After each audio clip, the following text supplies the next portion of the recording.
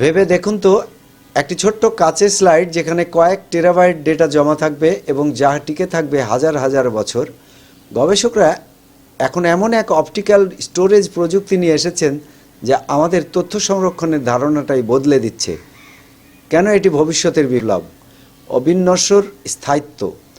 সাধারণ hard drive 10 থেকে 15 বছরে নষ্ট হয়ে যায়, কিন্তু এই কাঁচ সহ্য করতে পারে প্রচণ্ড তাপ, পানি এবং তেজস্ক্রিয়তা।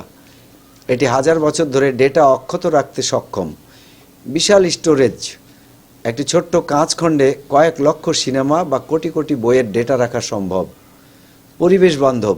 এতে কোনো ব্যাটারি বা ইলেকট্রনিক সার্কিট নষ্ট হওয়ার ভয় নেই, ফলে এটি দীর্ঘমেয়াদী এবং পরিবেশ বান্ধব সমাধান।